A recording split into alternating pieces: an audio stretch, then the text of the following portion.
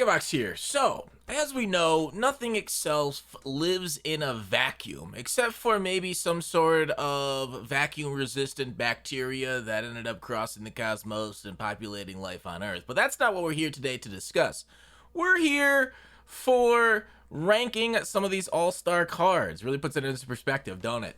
We're going to go through 30 to 1, see which ones are the best, see which ones maybe you should pass on. Since we get 18 of them for free, I thought I'd go ahead and point you to the right 18. Now, I haven't earned any one of them, but I have played with basically every single one of these cards' low-end style. Obviously, Jackie Robinson's not going to be here. He's the best in the game.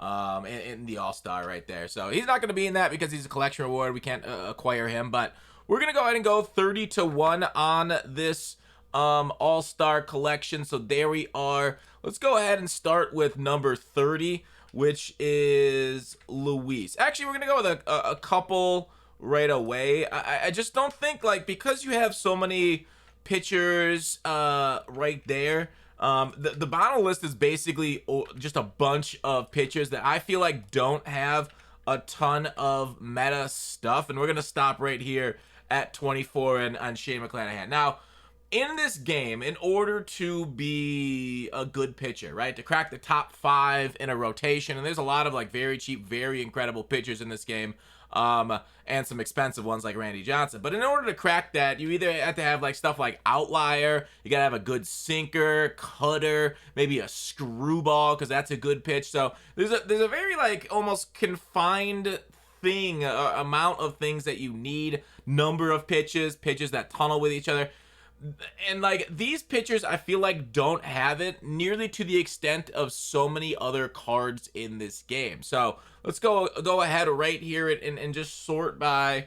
Let's just do starting pitchers right away. So right there we saw Shane, and Shane's got a decent fastball 97. We've seen a lot of that. He's got a curve, circle, slider. So a very standard pitch mix.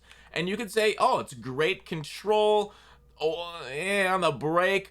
He's a lefty. And so, yeah, these things add up to a very decent card. Like, they're all 97s, though, okay? Every single card we're going to look at is good. Like a highest in the game, just about, right? There's only like a couple higher overall than the cards we're getting, but they have to be ranked in some order. So give me a break. You're like, Shane McClanahan, he can make my top 5. Yeah, maybe he can, but I feel like without, like, the fastball or the heat that has movement, I feel like you're restricted a little bit in your effectiveness in this game, right? If it's just flat, like IRL, fastballs, they're one of the highest batting averages against the pitches in the major leagues, but like fastballs, they look like they're rising a little bit because of the way they defy gravity. In this game, they don't look like they're rising at all. So you don't really have that with a four-seam in this game, so it's a very flat pitch for a lot of pitchers.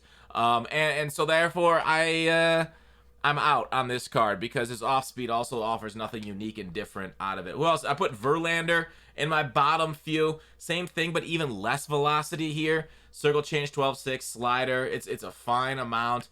His pitch break, they just don't give good pitch breaks to two-seamers here in this game. So while I do think, Verlander, got really good control on the slider curve, but even if you could dawdle on the edge of the strike zone, people just slam their PCI to it without the deceptive, I feel like, fast pitch, right?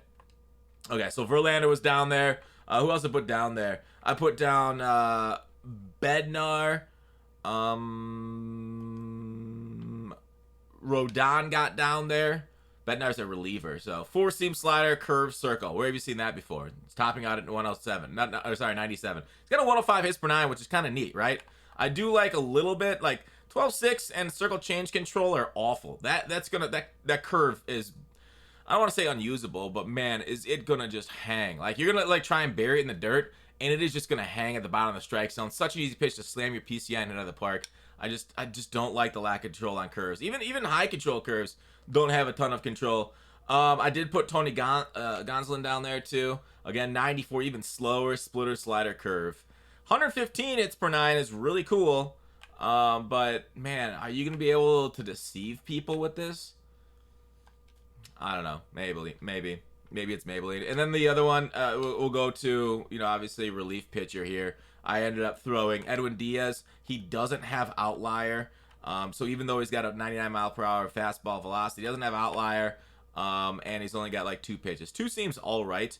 But I like him IRL. He's great there. Bednar I put here, same thing. Fastball, curveball, splitter, and they're usable. They're just not like, they're not gonna beat very good players. But all right, that's the bottom few. All right, so like the worst rated fielder in my opinion is Andrew Benintendi right here. And this Benintendi is this low just due to, is he a right field? No, he's a left fielder. It's just due to, like, okay, a lot of the cards higher up have really good quirks. They got the fastball, they got the curveball quirk. He's got unfazed, which is nice, don't get me wrong. I just don't know where you'd use this card and why you use the card. Like, All-Star, you want more power. I feel like 70 is like a dead spot for me. Like, I'm going to let a lot of line drives right at players, and it's going to be very frustrating. Perfects, you know, deep fly balls that fly out to the warning track. Don't get me wrong, he's a good player. He's like a 4-tool stud. I don't know, 70 isn't really a tool, 70 speed. So, anyways, he's good. I just don't respect the power at all. But higher difficulties, is he better than a lot of the other outfielders we have right now? I feel like he's fine. All right, number 22 is that reliever we just looked at, Mantiply. He does have a sinker, but it's a little slower. Number 21, I kind of struggled with Alejandro. Sorry, I didn't show it to you. Mantiply, Alejandro Kirk, right there. I struggle with this card because I actually don't mind him. Oops, wrong button press. I actually don't mind this card one bit with his good contact, okay power, vision, defense. He has the pop time quirk, which basically means nobody's running on you. Like, if they try and run, they're out. Pop time is very, very powerful, and it's one of the reasons why nobody runs in this game. Because, you know, not even without pop time, it's very hard to steal bases without high end speed and steal. So I think it's a really good, well balanced hitter. I really enjoy him. The problem is he's going against guys like Mike Piazza. Now, does pop time matter? Yes, but losing what 20 plus power both sides almost. It's I mean, that, yeah, how much was that Piazza? You got that on like 20 something K? Man, that's tough, man. I just, it's good. It's a rare position, but I think there's somebody out there already much better. JD Martinez at 20. Like, JD is a weird one. Like, in previous JDs, he's had much stronger cards on the power, but like, this one is awesome. If he had speed, he'd be one of my favorite cards in the entire program. The problem is, the hell am I going to do with 40 speed in the outfield? Right? Like, I know balls hang up in the outfield. I know speed isn't everything. But there is a certain point where you need a little bit. If his reaction was 90, because you get such a good jump on balls once you're a diamond, reaction and everything, reaction fielding, that kind of stuff, that's a little different. But, man, I love the bat. There's almost like a threshold. I feel like 50 speed might be it for me with a decent reaction. And I don't know. You guys can go ahead and try them out. Now, these next two are going to cause major heartburn for people out there. We know Soto's getting a home run derby card, so maybe better. Bruce Hooper right here. These guys have incredible quirks, which is why I feel like I'm doing them disservice putting them this low. But like I said, like all these are 95s, or sorry, 97s. Love this dead red quirk on him. He doesn't have the curveball quirk, which sucks, but power against lefties is low. Speed is 69, which is okay. Nice, I would say. Arm's only 85, which is weird because Bryce generally has a really good arm. So yeah, you're gonna kill righties, and I will say the pitching staffs have shifted back to righties, so you can afford more lefties. But when you compare this to other outfielders out there, how many lefties do you want in your lineup is a big question. When we got Devers and Jordan both for free that you're probably putting at third base and left field, do you want another one? Sure, Bryce Harper could be that guy. And so like, you really have to decide there. And is he better than either one of those two? I don't think so. You could say he's like close to Devers, but yeah, I think he's good. Okay, Soto, same way. They both have like one hole in their swing that I don't love to see, and they're both against lefties. And when it makes sense, they're left-handed batters. Soto even slower than Bruce Hooper. So overall, like Soto's like, the reason he's so freaking good IRL is that discipline. At 125, dude takes a walk like I take creamsicles to my mouth. He is incredible getting on base. Okay, I don't know, his on base is like 10,000.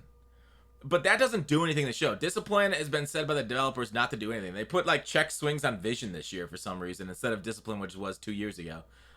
So yeah, it sucks. Juan Soto's one of one of the most important parts of his game is just nullified completely and is just left out. So even though he has really cool, power versus righties, I feel like he's very average in the rest of the categories that matter. So Juan Soto, yeah, talk about quirks. This is a great one. Dead red. I guess he doesn't have the breaking ball one either, but he can't hit fastballs like crazy. All right, next up on my list, number 17, we go. We're gonna go with another catcher here. Contreras again with pop time, and I put Contreras higher than Kirk because I feel like there's a huge path to his usage, which is against left-handed pitchers, right? Platooning him and say Mauer or something like that's incredibly useful. Okay, there's a huge path to his usage for over like Piazza. Okay, so yeah, you could use Piazza as a right-handed part of your platoon too. But Contreras, defensive stud, like I said, with pop time and everything. But overall, yeah, like 65 speed's really nice too. What a solid player, and it's gonna be an absolute MVP against lefties. So that's why Contreras went 17 for me. You're like, wow, 17. Are there really good cards above? Yeah, there are good cards. Machado here at 16. Let's go ahead and embiggen this column so you guys can see the actual names. Machado, Mr. Third Base himself. Again, not higher on the list. What happened? Why can't I see his card? There it is. Not higher on the list, even though I do enjoy. He's got breaking ball hitter on him, but no dead red. Incredible power against lefties, but not as much contact. No power against righties, but a ton of contact. So he's kind of a weird case. If you want a defensive stalwart, like you go all defense squad, this Machado's for you. A little slow. I wouldn't play him at shortstop personally. You can though, due to his reaction and fielding. You might get a good break on a ball up the middle, but I generally prefer him a little faster there than Machado. But overall, I think he swings a decent bat too, and that's why he's 16. But I was, with how good Machado is IRL and has been and should have been drafted by the Pirates instead of Taillon. Well, Taillon's okay. He's just been faced a lot of injuries his whole career. I feel like Machado's stats maybe are not as good as we'd want to see. All right, CJ Cron. He is here at 15, and then I'm going to go 14 here too. So I got two first basemen back-to-back between Cron and Goldschmidt here. So Cron, the reason why these guys are a little bit lower, like you look at his stats, like, oh wow, this guy's really well, got good power over 100 both sides, contact right, good fielding and everything, breaking ball and dead red on this card. It's beautiful. His issue is that he plays first base, left field, right field, and slowly. Okay, so he's not an outfielder. At first base, there is mega competition, and that's why he's 14. If this guy was like a shortstop with speed, yeah, he'd be higher up, obviously. But there's just too much competition there at first base. And so I put them right next to each other at first base. Like, pick your poison. Goldschmidt, maybe a little less power there, but higher contact, especially against lefties. So overall, Goldschmidt. We remember, dude, Goldschmidt Supercharged. Remember that card? That card was awesome earlier this year. So there they are. 15, 14. Put them in whatever order you want. I don't care. Number 13 here is going to be Julio Rodriguez. Another, this guy, not even another, like first one, I think. First one, center fielder, incredibly fast, right? I love guys on my bench that can be pinch runners that can also serve the role of pinch hitters, right? Julio Rodriguez is so incredible for your bench. Now you're like, oh, well, I want starters. And yeah, okay, maybe he's not one of the top 3 outfielders in the game, but there's still a ton of value here. You can start him, don't get me wrong. His issue is he's got no quirks, okay? And contact versus right is lower. Power versus right's lower. But, like, dude, put this guy on your bench and say you do start that Bryce Harper or Juan Soto, okay? And then you see you're facing Randy Johnson. You're like, oh, okay, Julio Rodriguez. Boom. Now you've got, like, a defensive all-star, like, one of the best defensive players in the game. You've also got a guy that's going to, like, be one of the best counters to Randy out there. So I love it, right? This takes like 2 bench spots, a pinch hitter and a pinch runner, and combines it into one. That's so freeing. And this Julio Rodriguez card is incredible for that, just by itself, all right? Number 12, we've got Mr. Castillo. You guys know how much I like the sinker, okay? If it ain't a sinker, I send it back, okay? If the sauce is on the noodles, I send it back. Okay, where the heck are you? I'm blind. Castillo, there he is. Okay, sinker at 95, but wait, it's an outlier. Okay, so sinker at 98, circle slider. I do like. I think he's a little bit funkier than normal type of release Castillo is. So I think Castillo might be one of the more overlooked cards in the release. Like circle change, slider, sinker. Right, the three pitches you need, the three pitches of the apocalypse for any good card. In this game, especially with the outliers. So there's like an 11-mile-per-hour difference between this change up and sinker. Not a bad card, right? Not an incredible card because you want as many pitches as possible, but you know what? You're gonna get some outs with this Castillo, and I feel like 12 is a fair spot for him. I feel like he's borderline meta. Maybe he's not gonna be. You're not gonna maybe see him a lot, although being free, you might see him a bit. But overall, I do like that that card nonetheless. All right, who are you looking for?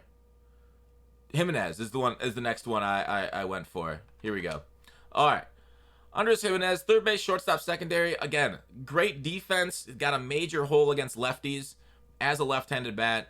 You don't love to see that, but I still love the ability for him to basically do it all, right? This guy's got everything you want except for power versus lefties. So he does have a major hole in this game, which is why he isn't higher on the list, but being 5-tool, defense, good contact, good power, but yeah, power lefty does really hurt the card. So it's a sensitive position, which is why I put him there too. There's not as much competition out the middle as there is on the edges of the field. Mr. Blackburn here gets my number 10 spot. So, oh, there you are. Sinker, cutter. Mwah. Curve and circle. Now, if that curve was a slider, I feel a little bit better. You guys know my feelings on curves, right? It's like getting curved in the DMs. Even though he's got incredible control, incredible break on it, there's something that they've coded wrong with curves that they just love to hang, right? It's like they're out here playing hangman, trying to guess words or something. They're out here like they're clothing on a laundry line. They just getting hanged, right? They're out there like horse thieves back in the Wild West, just loves getting hanged. So I don't care. Like pitch control on 12-6 on any curve, it lies. It's like do not trust this man. It's like written right here because our memories are funked. But anyways, hits per 9 is nice. He's got good control on his pitches too, even though I talked about the curve. The break on the cutter is essentially his slider. It's really nice. The only downside of this card is he doesn't have a ton of top end velocity. So I like that 110 walks per 9 combines with the control, I do believe. And overall, yeah, you might be able to dot dudes up. Not necessarily as good as Maddox, but pretty close to Maddox-esque out there with Paul. So I don't know. That's one that I want to try out a little bit more. So I feel like 10's a nice spot ranking for him. Another sensitive spot, just like the neck is the groin of the upper body. Very sensitive. We have a up the middle card, shortstop. Downside, again, all these cards that are so close to greatness have one major hole in their games. This one is power versus righties. But you are a lefty destroyer. You've got good contact, right? 67 power. It's a dang shame. 74 speed, and then the 80s and the fielding is definitely good enough there for this game right here. Shortstop, second base, third base, so flexible there for the infield positions for Mr. Tim Anderson. And if you guys remember Tim Anderson's card last year, it was a pretty good card. But it was like a 99 last year. He also has first pitch hitter, fighter, rally monkey, solid quirks themselves, right here for when you're behind and like in the last inning, or if you're just super aggressive, first pitch hitter. If you love swinging first pitch, you might as well get the quirk that's gonna help you out. Martin Perez, wow, number 8, Mr. Perez made it up there, and you guys can probably understand why they're that high. Sinker, circle, cutter, and then curve. Okay. Control on the sinker and cutter is incredible, and the cutter's also got a lot of break on it, so it's slider-esque due to the break. Obviously it's not as good as a breaking ball, but or a slider, not breaking as much as that, but we'll see how this card plays out overall. I really do enjoy sinker cutter combo. Sinker cutter, beautiful. Beautiful. Lack of velocity is why it's not higher. Maybe you could have gone a slider instead of the four-seamer on the card. I don't love four-seamers unless they're traveling at the freight train speed. Sandy is tall, right? Just a tall drink of water, 6'5". So you guys know that with not Nolan Ryan, with like Johnson, right? Mr. Randy. He's like 6'10". The ball gets released a little closer to home plate. He's also got a funky delivery. Sandy's got a really nice sinker. It's got some decent break on it, more than you'd think. 97 break on it. I guess it's as much as you think. Circle change at 88, but like that's a 10 miles per hour difference in the sinker. The bigger the difference between the circle and the sinker, or the off speed and the big stuff, the better. Slider, curveball, also on the pitch. So outside of not having a cutter, this is great. He's also got an outlier though, so not bad. The only downside is control on Sandy as much, but I do like Sandy. I think his lower card pitched well for me this year. This is going to be very, I will say, controversial. Some people love him, Yankees fans. Some people can't hit for dick with Judge. Judge is an all-star goon. I love him, right? If you just get the PCI with okay timing near the ball, that is flying, right? Dead red breaking ball hitter, so you can get the quirk boost on whatever your opponent's throwing. The issue is you're gonna strike out more than other cards. Because the zone is so big, there's so much room to cover, and then his vision's low. So if you're higher difficulties against lefties, I actually don't mind it being weaker against lefties than righties because you got those reverse platoon splits. So like if you go against lefty, like you feel a little bit more confident because the pitches are breaking into you. But 78 is still, I want to say, borderline unusable for many of us. Like obviously, like, you know, top players in the world playing on legend difficulty could like take like, you know, a pinhead and hit a baseball with it if the PCI was that big. But that's not how a majority of the people that are not, you know, smoking straight meth, inhaling like Adderall in order to play this game off like 12 hours of sleep. Like we need as much area of air as possible. And Judge against lefty doesn't provide a lot on the higher difficulties, but man, if you do get close, he's got that slugging percentage sky high for you. All right, number 5. Again, outfield, first base, so much harder to crack than, like, say, up the middle. So, Mr. Dansby Swanee. All right. So, Mr. Swanson here. Just quit looking at me, Swan. Second base, third base, shortstop again. 83 speed. Great fielding. Okay? Arms a little bit lower, so maybe better second baseman if you don't get Jackie. But look at that, dude. Look at this. He doesn't have a hole in his swing. Like, how many times, like, it's like deja vu all over again. Right, Yogi? Like, every card's got, like, a hole here. There's a hole randomly there. This guy?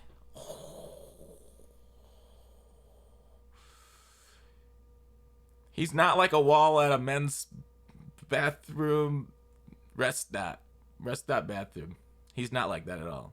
No holes. Okay? I'm going to move on. Number 4, okay? Ohtani is like a sort of like Judge almost. Ohtani is very controversial with his stuff. Now, I mean, he was so much better when his cutter was slower. You guys know what to talk about with the differential. The slow cutters are so deadly. Splitter, curveball at 79 with 86 break. It is a nice over-the-top curveball, so it really does dip quite a bit for you. Slider, splitter is fine. Quirks, he does have breaking ball and dead red quirk, and that's really the reason you get him, right? High end four seam fastball is great. 91 hits per 9 is a little bit behind the meta right now, as you saw a lot of those guys, you know, broaching triple digits on the hits per 9. And he's got a little bit of, you know, lack of control on the splitter, curveball, cutter. You'd say right there, breaks okay at best. The reason you get this is for his hitting, right? Like, he wouldn't be nearly as valuable. Me and Seabreath have talked about this in our videos together. He wouldn't be nearly as valuable if this game was actually simulation, there's DHs. But the fact that we don't, and the fact that this guy can give you, like, respectable at-bats through the game, provides quite a bit of value, right? Think of the war that he provides to his team on the hitting aspect of it. Now bring that over to your Diamond Dynasty team, and it's kind of like, wow, I've now got a guy, especially at All-Star, 120 power, that might be my best power hitter on my team. And he's generally in the place of a position that's like basically got a 100 batting average. So your batting average shoots up a couple hundred points with that. Your power numbers, your slugging shoots up. People are afraid a little bit. And he's overall a very respectable pitcher too. So that's why he's 4 for me. Okay. Number 3, we're gonna get a couple bullpen pieces here. All right. 3 and 2 are both bullies in the bullpen. Soto and Lopez. Lopez is going to replace some Lopez's in the bullpen here. Why are these guys so high? Okay. Outlier. Sinker. Okay. Then he's got 120 hits per 9. A curveball, circle change, slider. I mean, maybe you want what? A knuckleball, a screwball on the guy too? But you can't get that greedy. He's got the pitches you need. He's got sinker, circle, slider. And then throw a curveball on it too for good measure. 99 control on the curveball. This man lies. Circle change, slider. And then the breaks on him are very nice too. So, Jorge Lopez, we've already used this card. His lower card, it's already dominant. 95 on him. Nice. Soto, same thing. 118 hits per 9. And then he's got the four-seam, sinker, slider, circle. So I don't know if you're going to throw his four-seam. The best spot for a four-seam that I've seen is like low, right? Four-seams high, I feel like are you know, it's kind of wild because like four-seams par are the smallest high, or, you know, smaller than a sinker side. They're the same, the whole, four-seams par is the same the whole distance. But like, just like mentally, when you see a ball diving in that's like a four-seam, you're like, oh, that's going to go low like that circle change would. But then like the four-seam just like stays on the same flat plane, and people with a really good eye, or guys that like to watch pitches, just watch it go by them. Whereas like the sinker, you can see he's kind of got the sinker movement, and people almost swing more at that. It really depends on who you're facing. If you're facing a very patient hitter, fastballs low are great. If you're facing an aggressive hitter, fastballs low are terrible because they'll just throw the PCI and hit it out of the park. So it's a nice weapon for a certain type of hitter that you're going to go against. But overall, I do enjoy this card, especially with that outlier, sinker, slider, circle change, and then to add the hits per 9 on top of it is going to be a very amazing card. Both these cards, same way, same thought. So one's righty, one's lefty. Choose whatever you want. Don't really care. Put them 2 or 3. But my number one card, best one out of the whole bunch to get, is this Corbin Burnes. Now, Corbin Burnes' live series probably should have been better than it was. Or at least seen a little bit more. His downside is like, I feel like his sinker doesn't break as much as I feel like it should or it used to. He does have outlier too on that sinker. So, but he's got sinker, cutter, slider, circle, curve. Right? You know, this entire time I've talked about my ideal complement of pitches. That's it. Right? Maybe change the curveball to a screwball or a knuckleball or something like that. But I'm not that angry at a curveball that goes up and down, even though curveballs, like I said, 95 control. This man lies. 92 pitch break. Yeah. Cutter, sinker, slider, circle. So overall, love it. 107 hits per 9 too. Very respectable. Like, one of the best for starters. That's better than like Randy Johnson. Okay, at least at base level. So I think Corbin Burnes the best. NL Central probably should be your number one choice. That is it for the video. Please like, please subscribe. It really helps out the channel. Let me know what I screwed up. Let me know who's better than I thought in the comments below. Appreciate it. It's always fun to see what people's opinions on card is. Who's swinging the bat well for them. Obviously, swings matter a ton, which is why so many people really enjoy Harper and Soto, because they're both pull hitters, extreme pull hitters. So, yeah, give me your thoughts on if I destroyed the entire world by putting them only at mid-tier, 19 and 18 in the outfield versus higher up. But there is the list. I hope you guys enjoyed the video and the breakdown and who we thought went where and who deserved to go, what not, where. That is supreme. Peace.